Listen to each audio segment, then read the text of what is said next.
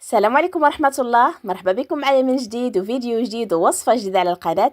دائما في إطار تحضير الوصفات السهلة والسريعة، الاقتراح ديال هذا النهار غادي تكون تحلية أكثر من رائعة شكلا ومذاقا وجدوها لوليداتكم الضيوف ديالكم، شي حاجة اللي هماوية ولذيذة لذيذة لذيذة بزاف. أنا متأكدة إلا جربتوها مرة ما غاديش تكون آخر مرة، كتجي فعلا لذيذة واقتصادية وتستحق أنكم تجربوها. إلا عجبكم لا فيديو كيف ما باقي الفيديوهات ما تنسونيش من لايك للفيديو، كذلك تعليق محفز، قليبات وريضات شي كلمه من عندكم كيف ما كانت مرحبا والف مرحبا. صراحه تعليقكم كيفرحوني وكيشجعوني باش نزيد نشارك معكم المزيد من الوصفات.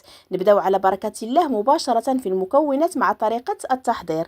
على بركه الله، اول حاجه في كاسرونه عندي هنايا نصف لتر من الحليب، غادي نضيف عليه ملعقه كبيره ممتلئه ديال النشا او المايزينا، ملعقه كبيره كيف ما كتلاحظوا معايا. وهنايا غادي نعطيكم واحد التفسير بين قوسين بالنسبه لهاد العلب ديال الفلون. هاد الكبيره راها نفسها نفس المفعول ديال الصغيره، حيت جاوني بعض التعاليق على هاد الفلون اش من نوعيه.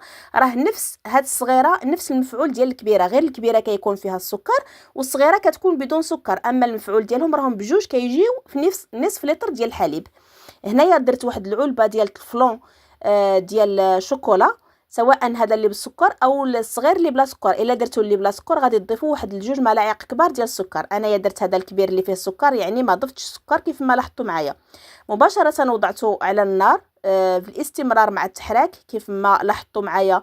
الوصفه فيها النشا، يعني ما خاصناش نوقفوا يدنا على التحريك، الا وقفنا راه غادي تحرق لينا النشا في قاع الطنجره. صافي هنايا كنبقاو نخلطوا حتى توصل درجه الغليان، نتحصلوا على هذا القوام هذا كيف ما كتلاحظوا معايا.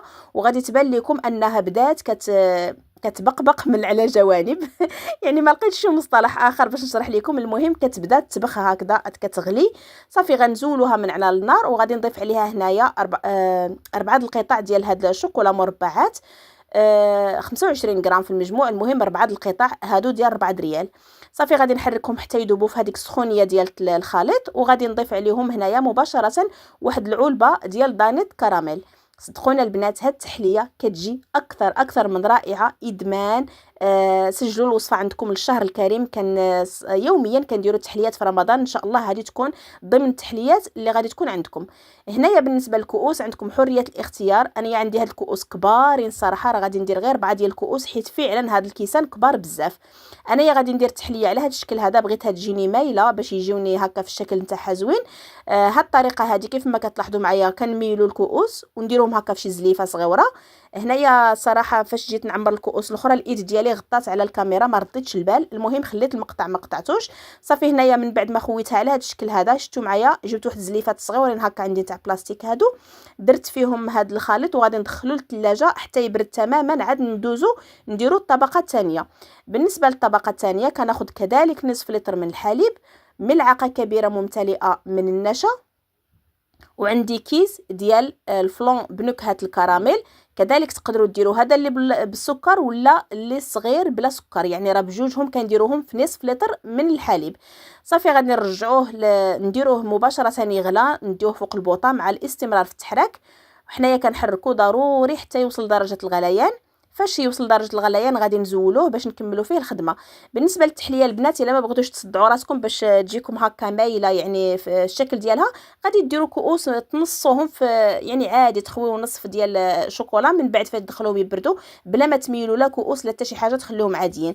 صافي هنايا كيف ما لاحظتوا معايا ضفت 4 القطع ديال الشوكولا البيضاء، 4 كيف ما الطريقه الاولى ديال الشوكولا السوداء. هنايا عندنا 4 ديال القطع ديال الشوكولا البيضاء، ذوبتها في هذاك الخليط وهو سخون وضفت عليها علبه ديال دانيت كراميل.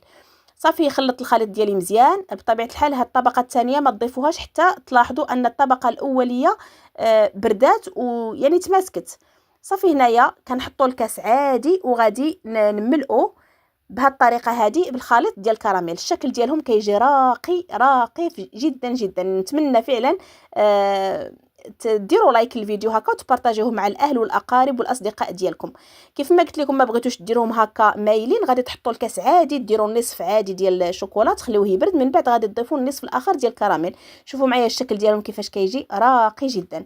صافي غادي ندخلو للثلاجه حتى يبرد، تقريبا ما ياخذش الوقت كتير حيت الفلون دغيا كيجمد وفيه ديك فيه النشا كذلك، يعني دغيا دغيا كيبرد. صافي من بعد هنايا ما برد خرجته من الثلاجه. التزيين كيبقى اختياري، انا هنا زينته غير بهذا الشوكولا عادي، حيت هو اصلا مزين نفسه بنفسه، كتجي شي حاجه اللي راقيه ولذيذه لذيذه بزاف.